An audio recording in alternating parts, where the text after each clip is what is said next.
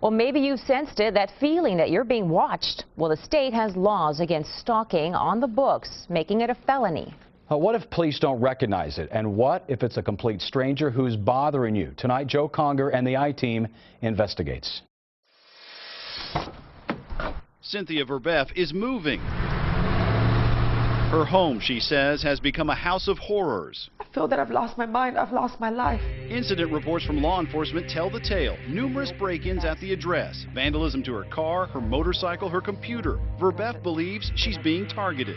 Everything. They just went through everything. But sheriff's detectives had little to go on because the vandals, though often destructive, stole nothing. Even from her portable safe, drilled into and torn apart, the contents, the jewelry, remained untouched. Verbeff says her troubles didn't start until she met these two men. One would become her ex-boyfriend, the other was his partner in a San Antonio pain clinic, Dr. John Hall. Very first time I met him, we went to his house on 4th of July, and he told me that because I was already there in his house, I would be the next victim, that I was going to be stalked. Verbeff found the doctor's prophecy to be correct. She suffered months of oddness. Coming in through the front door, and I touch the doorknob and it just falls into pieces. Lights left on, doors open, furniture moved, her clothes dryer disassembled. Her friends say they noticed the strange happenings. They tell the I-Team they even witnessed a gas oven left turned on. As soon as you walk in the house, you'd smell gas in the house. So the whole house smelled from gas. So immediately turned it off and opened up the doors. But I mean, that thing doesn't just turn on by itself. And it had been running for a good length of time. Or the time Verbeff and a friend say they were stalked at a mall. I saw him following us to several stores, and I would see the man close to us, looking at us.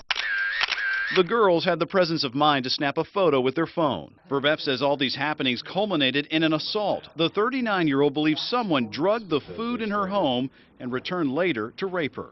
I know something happened to me because a woman knows. She filed a report and was briefly hospitalized with signs of sexual assault. Dr. Hall says what Verbeff describes is known as gang stalking. Indeed, he writes about it in his book, A New Breed, Satellite Terrorism in America. Verbeff is not alone. Others in San Antonio have contacted the I-Team and described similar types of occurrences. The urine arsenic is above normal. We shouldn't have arsenic. Linda Johnson says someone poisoned her water supply with heavy metals in northwest San Antonio. Then there's her story about the bracelet that went missing, then reappeared. Police, she says, have stopped listening to her. And like Verbeff, she too believes she's been sexually assaulted, although she never filed a police report. I've gone to doctors many times, and I've been to the Rape Crisis Center for counseling, yes. Many of these so-called victims of what Hall describes as gang stalking meet up on the internet, finding comfort and information from others who say they too suffer from electronic stalking, mind control, and even rape. Loosely defined, gang stalking is where organized groups target and harass unwilling victims to the point of paranoia, leaving the victims to deal with skeptical family members and skeptical law enforcement. This isn't stalking done by a former spouse or former boyfriend or someone that you know that's disgruntled at you, but stalking that's being done by total strangers in an organized fashion. And some internet links take you here to the book mentioned earlier, written by Dr. John Hall. The book is fact. It's not a book of fiction. What I've wrote about is an isolated story here in San Antonio. Dr. Hall says it is a story about himself and the harassment and rapes his ex-girlfriends allegedly suffered beginning in 1996. Dr. Hall believes the people behind it are well-organized operatives using government satellite technology to terrorize him and other victims. All voicing the same complaints: organized stalking, weird electronic disturbances going on in their homes. Most of the women are complaining of drugging and sexual assault.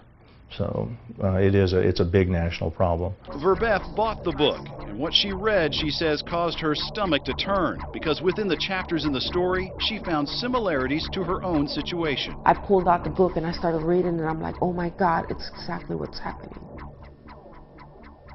It's like turning the pages of your own story.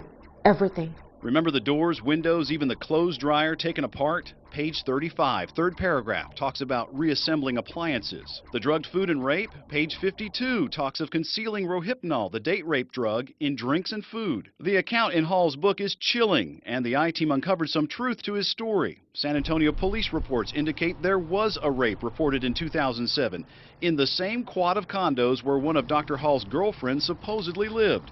San Antonio police say the condo rape remains under investigation. And Bexar County detectives say Verbeff's assault remains open as well. And although there are some interesting connections to Dr. Hall in the book, law enforcement won't and cannot say if Dr. Hall is even a person of interest. The I-Team thought the similarities were striking and asked him.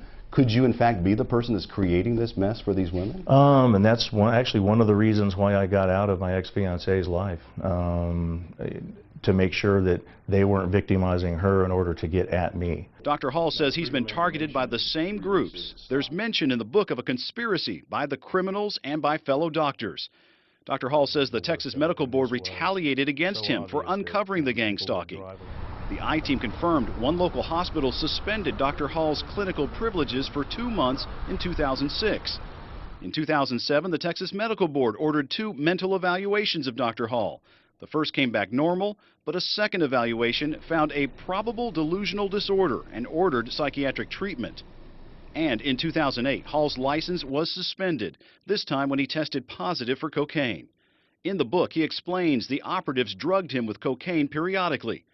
Dr. Hall's medical license has since been reinstated. If you look nationwide, almost everyone that complains of this eventually gets sent to a psychiatrist.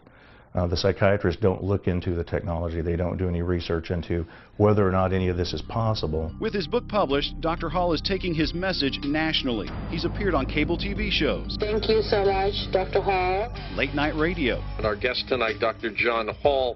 And even has his own radio program in the works. There have been several people in my midst, obviously, that have been victimized, but if you look at it on a larger scale, it is a national problem as well. Dr. Hall says the problem is gang stalking, seeking to victimize innocent women and sully his reputation for exposing them. For the I-Team, Joe Conger, KENS 5 Eyewitness News. Dr. Hall's belief is that we all face some sort of terrorism in our lives that is mostly unseen and deadly. He contends criminals are tapping into our government surveillance systems to gain access to our lives and minds. As for the alleged rapes mentioned in that story, no one has been charged, but both San Antonio Police and Bexar County Sheriff's deputies say they continue to investigate.